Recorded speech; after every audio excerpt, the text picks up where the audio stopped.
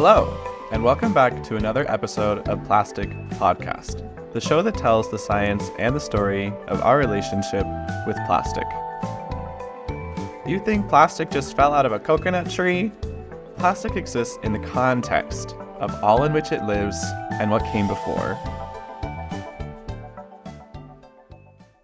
Which is why today we're doing a life cycle, cost-benefit, health and economic analysis of plastic in context. I am your host, Clark Marchese, and let's get started.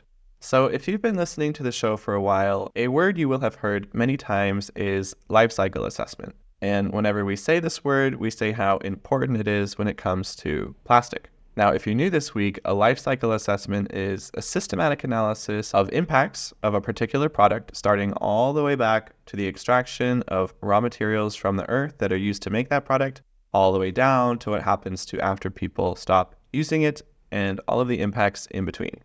Now, you could do a life cycle assessment of any product, really, but on Plastic Podcast, we're going to do plastic. And a comprehensive analysis would look at any possible impact it could have, but that would be a really large-scale project. So many life cycle assessments choose one or a handful of impacts. So it could be impact on the environment. You could even break that down to be more specific, only looking at greenhouse gas emissions, for example. Today, the impacts we're going to be talking about are human health and the economy along each stage of the plastic life cycle. Now, to help us through this, I found a researcher named Rachel Karasik.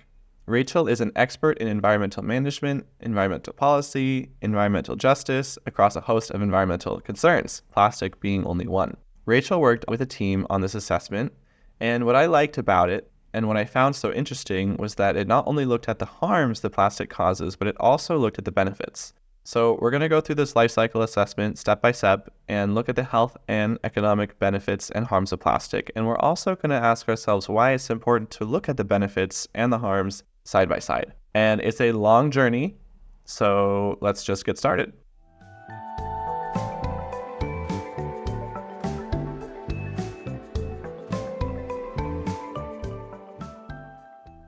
All right, hello, welcome to the show. It's lovely to meet you. Thank you for being here. The first question is if you could just introduce yourself and tell us a bit about your research.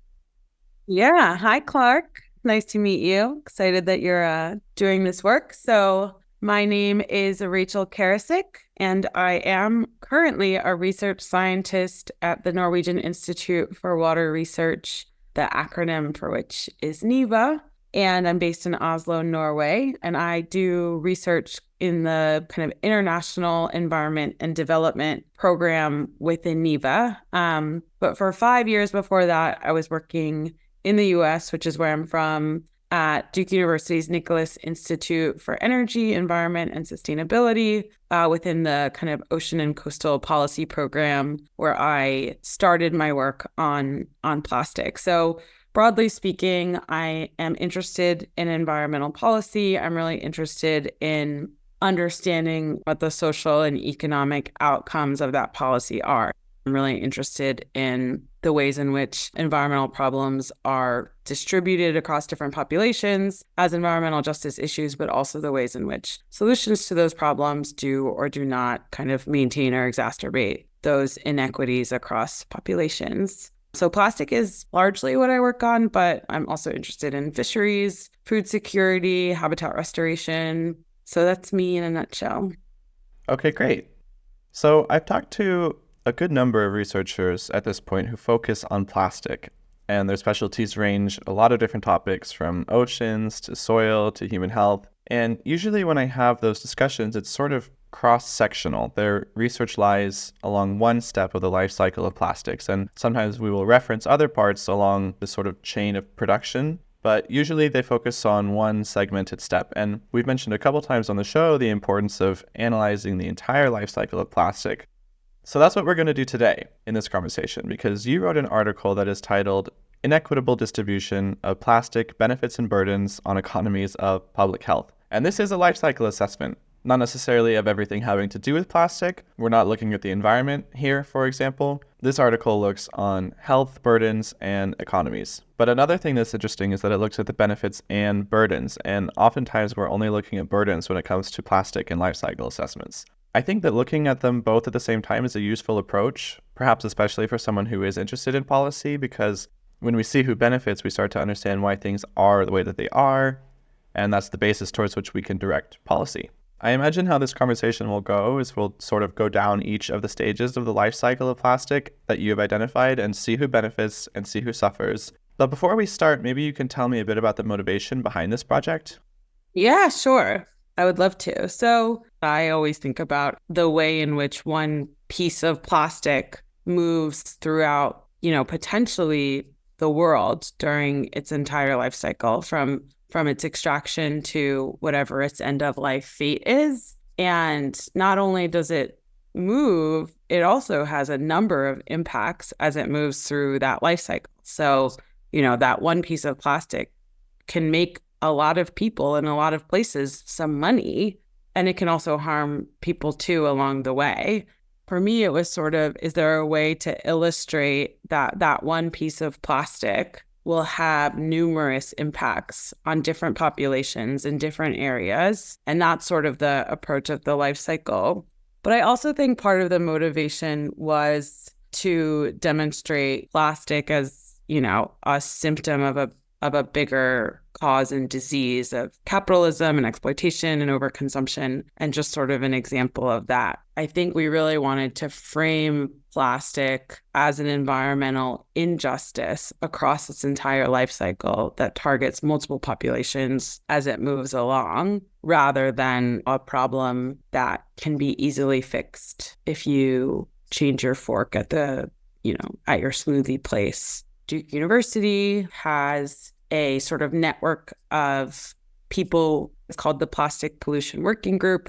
And so there are folks who have my area of expertise. So they're legal scholars or they're policy researchers, but there are also people who do have a lot of expertise in environmental justice. There are health researchers, cancer biologists, food access folks in that group. And so we really wanted to think about how can we knock heads to show the ways in which we're onion assessing the impacts of plastic. And that's sort of where the idea came from. And I think the last thing I'll say about that is, I think not only are the impacts of plastic, whether they be environmental, social, or economic, often discussed on, a life cycle stage basis, but you very rarely in the dialogues and spaces that I've seen will hold the benefits right next to the burdens and have a frank conversation about trade-offs, which are often the types of analyses we make in policymaking, and then we have to name who's losing and who's winning.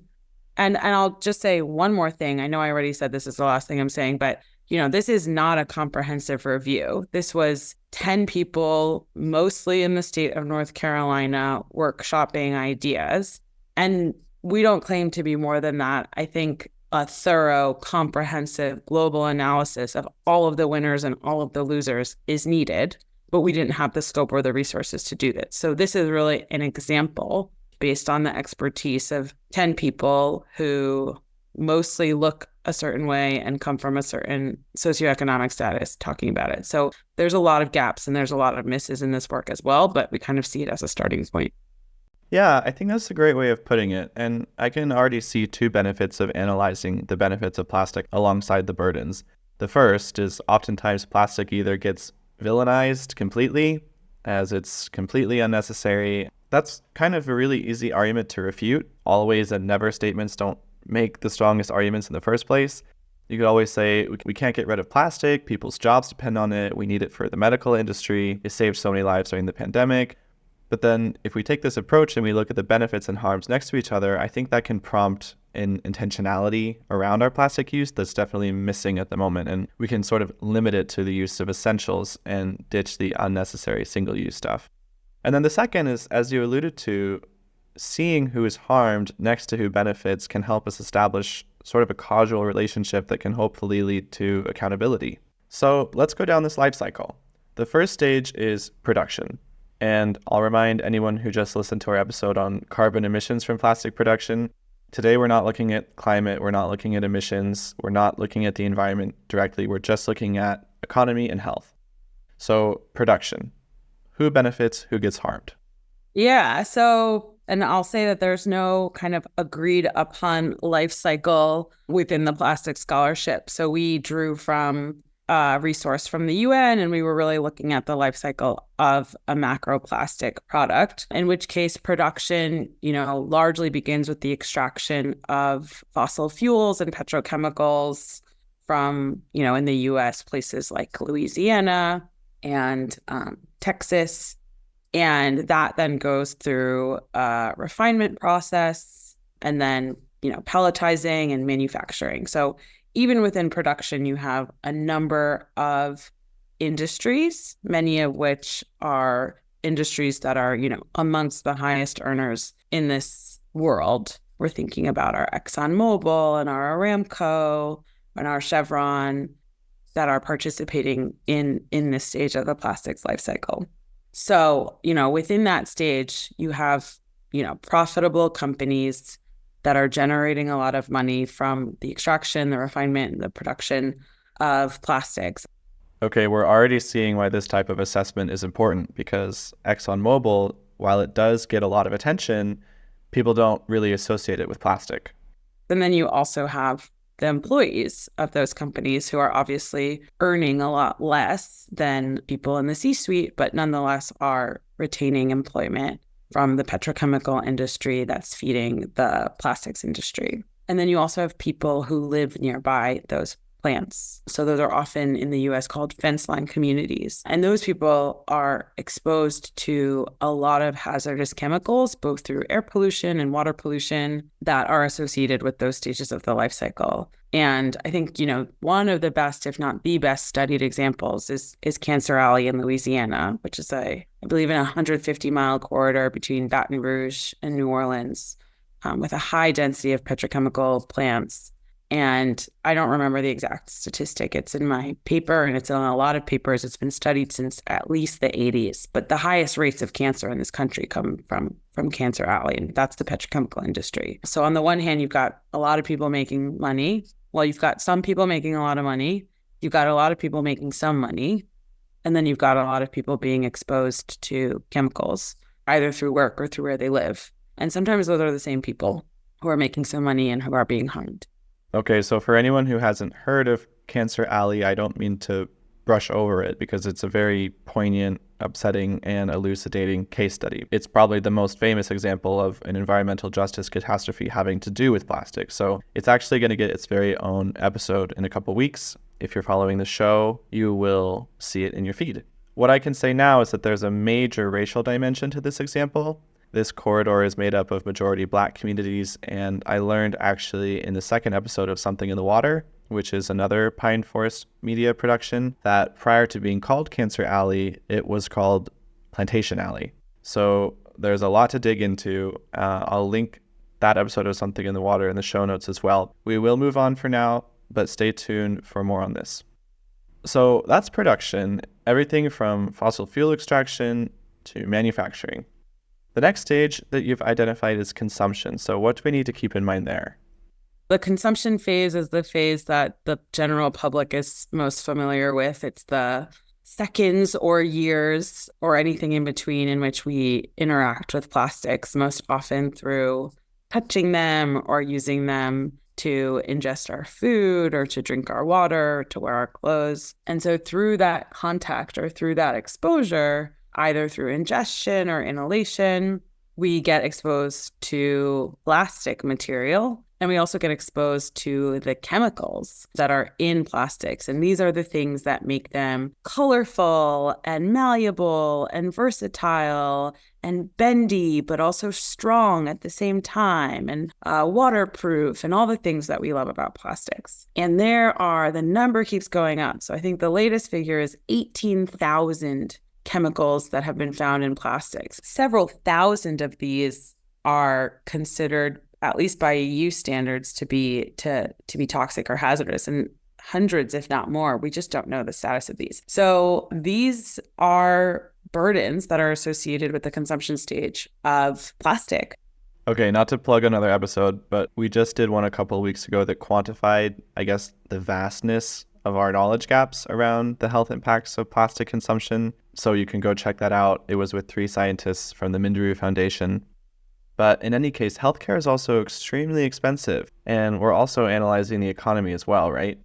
There's also a paper that came out by Leo Tresandi over at NYU, and he calculated the chemical associated disease burden and the cost of that in the US. And it's about $250 billion of cost from exposure to chemicals that's attributable to disease. So that's the burden. Things like bisphenols and phthalates, which can be found in items like baby bottles, have an increased incidence of asthma and diabetes. Right. And it's also worth mentioning that these health costs are being incurred by individuals who are affected, or perhaps the government, depending on where you live, but they're not being offset by the petrochemical and the manufacturing industries we mentioned. They're not the ones who are paying the medical bills. And then you have the benefit, which is, plastic extends shelf life of food. It makes food safer. It is used in a whole ton of medical equipment. Some would argue that it was a really, really important, contributor to offsetting or delaying the spread of the COVID-19 outbreak. And so, you and I, you're wearing glasses right now. Like, those are plastic. I'm wearing contacts right now. Those are plastic. So, I would say there's a lot of benefits to plastic, but like you mentioned earlier, the medical benefits are kind of non-negotiable, Yeah, I think we have to at least acknowledge how much of our economy is supported by plastic.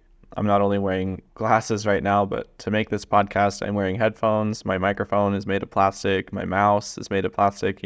My business is able to function because of plastic. That's the case for a lot of businesses out there. So I think first it speaks to just how pervasive it is in our lives, but also it's an opportunity for us to move towards intentionality about what we use it for, what we need it for. The next step you outlined in the life cycle is collection and sorting. And the one after that is recycling. So maybe you can tell us clearly what the difference is between these two stages and whether or not we can address them at the same time.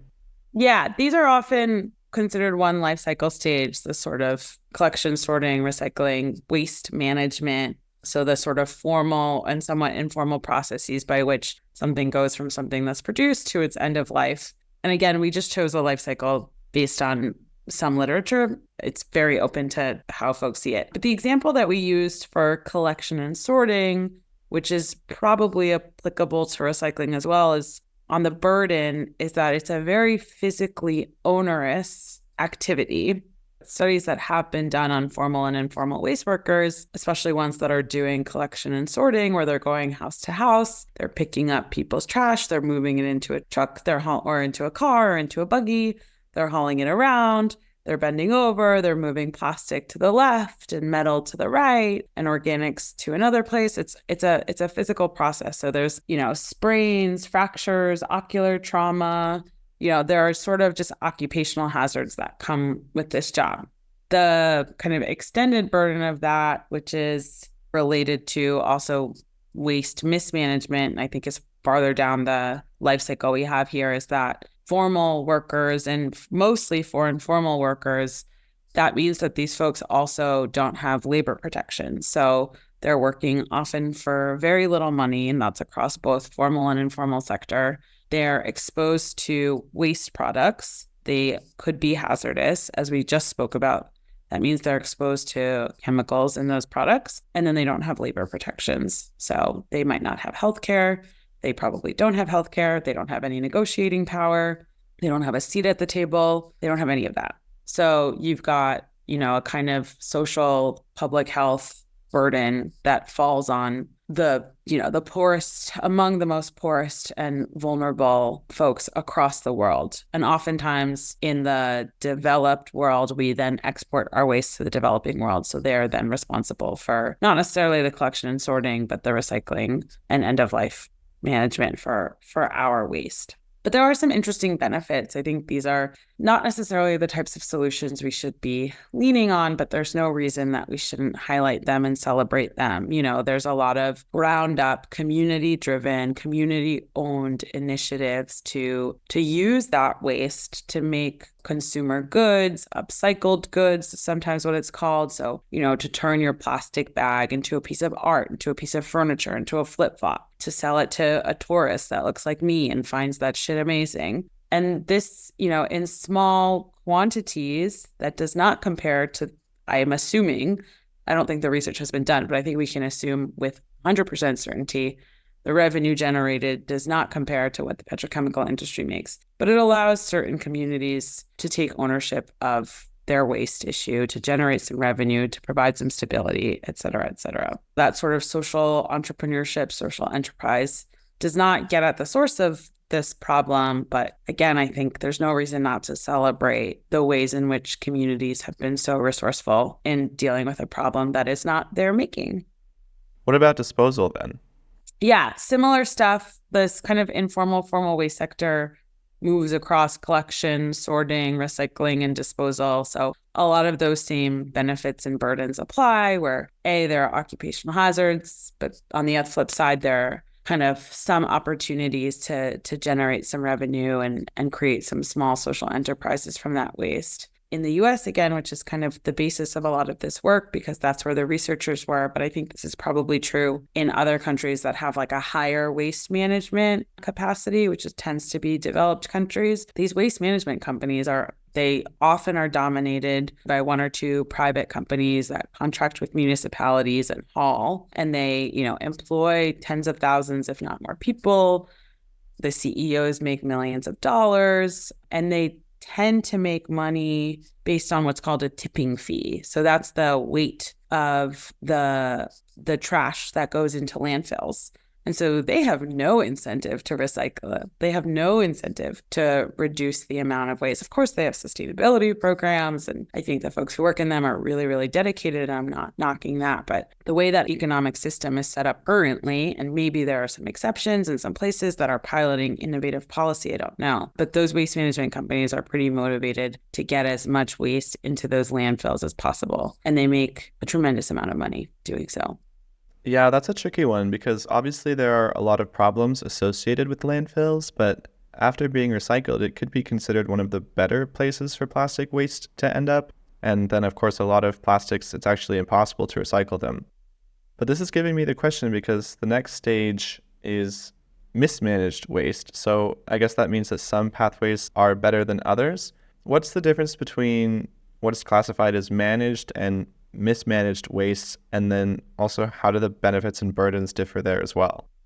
Yeah, so what I would call managed waste is waste that kind of moves through this one end of life pathway where it ends up in either a recycling plant, in a controlled landfill, so one that has been sort of regulated and permitted by the government, or kind of legally incinerated in an incineration machine that has buffers and scrubbers to prevent the release of air pollutants, or is otherwise kind of under the regulatory landscape of a country. There's also mismanaged waste, which is the waste that does not end up in any of those fates. And so that could either be because it ends up, like on the side of the road, or it could be because it ends up in, for example, like a pit and in a community and they burn that pit. So things like open burning and open dumping, which are not regulated by governments, are what we consider mismanaged waste. Similar to all of the other kind of fates of waste, the benefit is that it can allow for some community-driven social enterprises to collect that waste and use it to either sell it to like your Coca-Cola or your HP, or to upcycle it into products that they can sell. And so they then have some opportunities to generate revenue. And there have been some studies to show, that it is helping to maintain a couple dozen jobs for folks in the communities that are doing that. And then the risk, especially for open burning, which at least in the literature is cited as the kind of worst fate of mismanaged waste because it's kind of unregulated and it's open. A lot of people have probably seen it and maybe not realized what it was if they're driving by somewhere and there's just kind of a pile of trash and there's smoke coming out of it. That's an open burn. And so open burn releases, burnt plastics, the chemicals that we've talked about that are associated with it. And then, also burnt plastics can often release dioxins too. So for folks who live near those sorts of environments, those are also kind of fence line communities where they then have high exposure to the risks. And so there have been some studies kind of around the world of the health risks associated with living near kind of mismanaged waste sites broadly, but open burn dump sites more specifically.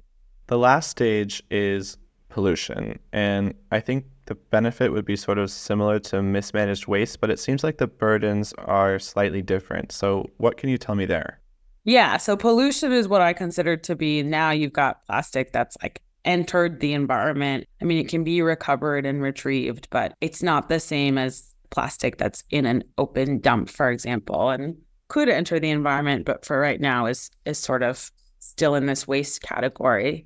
Yeah, same sort of upcycle opportunities.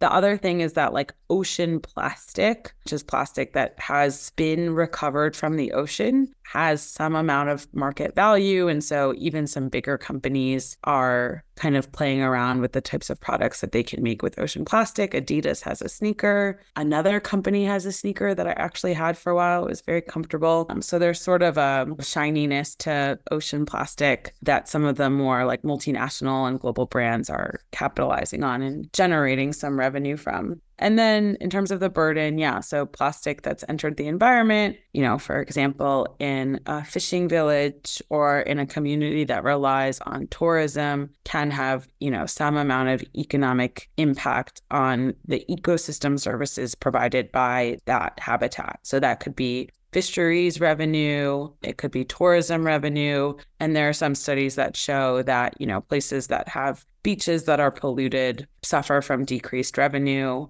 And that in general, the public is more interested in going to places on vacation that don't have beaches. And same goes for fisheries. So I think this is true for other types of environment, but there's an overwhelming amount of research on the impact of kind of marine pollution on economies and less so on other types of pollution. So terrestrial pollution, agricultural pollution, et cetera, et cetera. So yeah, that can sort of impact the ability of a fishing community to be able to access the amount of catch that they need to be sustainable.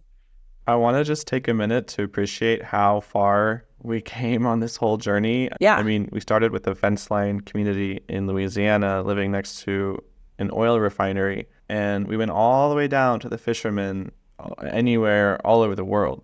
That's a really long journey. And I think obviously people don't think about that when they have a straw and they throw it away after 10 seconds, but that's where plastic starts and that's where plastic ends. And that's what happens along the way. Also, this is sort of just economics, but these cost burdens are compounding. Yes. If you have to pay $1 million for healthcare because you've been poisoned by a plastic factory down the street, or if you generate less and less revenue each year as a fisherman because the fish are dying from plastic, there's an opportunity cost. Maybe you can't afford to send your child to school and then their earning potential is lower, and this can have a generational compounding effect. Yeah. Right. Like this isn't a comprehensive review, but just based on this cursory approach, we see that the folks who are burdened by plastic are already burdened by other social, political, and economic hazards and are, vulnerable to a lot of different environmental effects, particularly, climate change, et cetera, et cetera. So I think we've seen a trend of unequal distribution of burdens across every step of the life cycle. Your work focuses on and is designed to inform policy. How can we address these unequal burdens through policy? Yeah, great question. I don't know if I have all the answers. I jotted some down. A couple of things that come to mind are using regulatory levers to address chemicals broadly. So that's kind of going beyond plastics policy into chemical regulation to better assess, do risk hazard assessments for, manage, control the chemicals that are used in plastic. Thinking about how we address just the chemicals in plastic, I think is a huge part of this policy question. The second, and this is a policy solution that people are really enthusiastic about, I think it has a lot of potential if designed and implemented well, is what we call extended producer responsibility, or EPR. You've sort of alluded to this notion here that the folks who are producing, distributing, importing, making a lot of money from plastics should have some responsibility over its fate, who it's harming, usually through a kind of fee-based process to pool together resources that can do a number of things combined, right? So one is invest in better waste management infrastructure and collection infrastructure, but those resources can be used for a bunch of other stuff, education and outreach, research and development into how to, use chemicals more sustainably or remove chemicals from the production process. It can finance reuse models. It can finance alternatives and substitutes, et cetera, et cetera. And the fees that those companies pay, those can be what we call eco-modulated depending on the impact of the products that they make and the materials that they use. So that can be structured and designed in such a way as to incentivize producers to maybe use less plastic, participate in a reuse system, reduce the amount of chemicals, be more transparent, whatever you want to do. The third policy lever I thought about is, a policy lever that is not currently actively engaged in like the plastics policy space, if you will, and that's labor. So labor protections, but also upskilling, reskilling, training, safety training, doing a lot of the work with the people who are working. And then what else do I have here? There's a new sort of concept called green chemistry or sustainable chemistry. So trying to find alternatives or substitutes for both chemical processes and chemicals that are used in manufacturing that are either degradable or less harmful, and the government can encourage green and sustainable chemistry.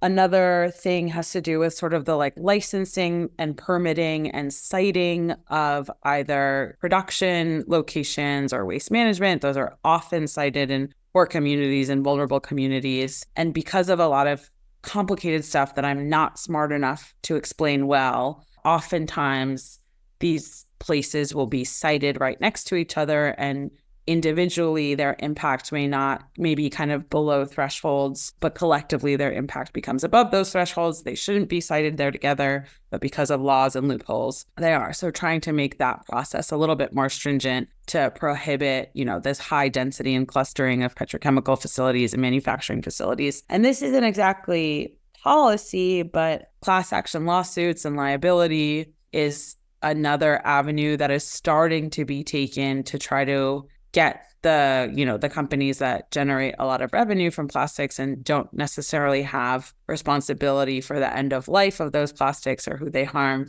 to pay for those. So, wow, that's a very good list. I think we should do every single one of them. Something that strikes me, though, is that several of them, almost all, are focused on the earlier stages of the life cycle, whereas a lot of discourse around plastics policy over the last several decades has been predominantly focused on waste. And this shift in focus towards production is somewhat recent, but also necessary and thankfully growing.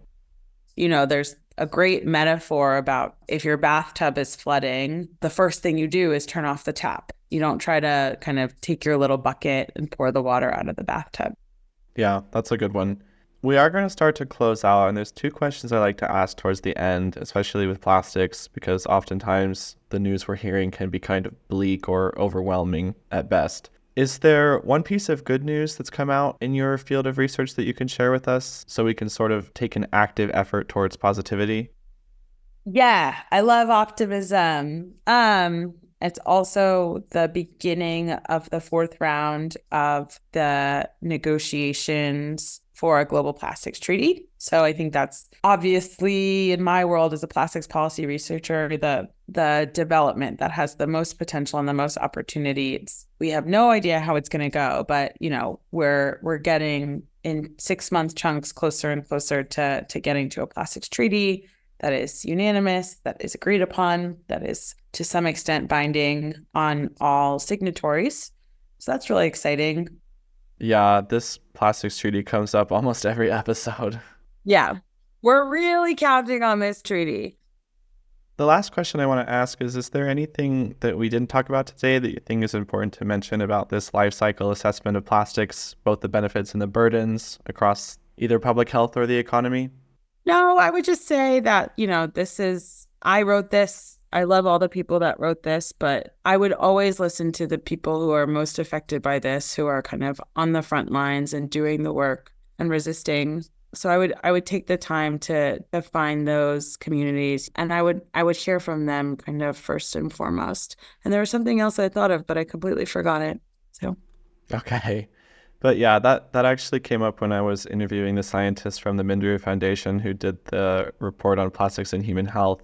They say our job is to find evidence, and we'll find empirical evidence linking plastics to human health outcomes, but we see communities suffering. Do we need to find a direct link from every single chemical to make a policy change that we already know is necessary? So yeah. I think like the McKinsey report is not actually more powerful than, the lived experience of someone who's been so deeply harmed by this industry. Oh, I remember what I was going to say.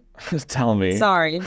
I would just say that this is part of a system. The plastics crisis is part of a bigger global crisis around, overconsumption, exploitation, suppression, oppression. Not every scientist feels that way, but I feel that way. So I think it's just important to understand it as a symptom of a much bigger problem and not something that's separate from it.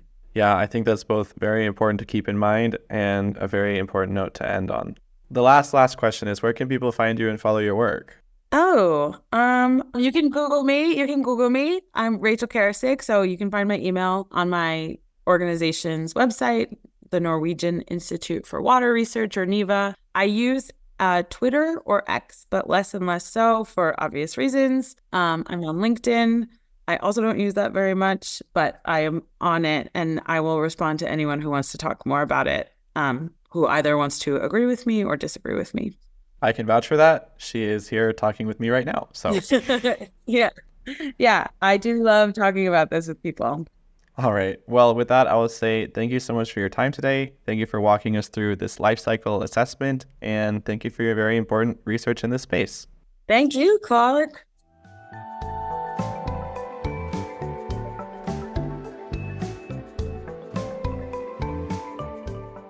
Okay, a major thank you to Rachel Karasik. I hope this episode really conveyed the importance of a life cycle assessment. We need the full story, and I think towards the end of the episode, we saw how helpful having this full narrative is in crafting policy. Again, this assessment only looked at health and the economy in a broad sense. We could dig deeper, and we could also look at different impacts. I think an environmental life cycle assessment of plastic would be too large for one episode, but maybe even this entire podcast series, if you stack a bunch of episodes together, could be a broad environmental life cycle assessment of plastic. At least that's my aspiration. As always, if you found this episode interesting, send it to someone you know. And thank you for being here. And that's all I have for you today.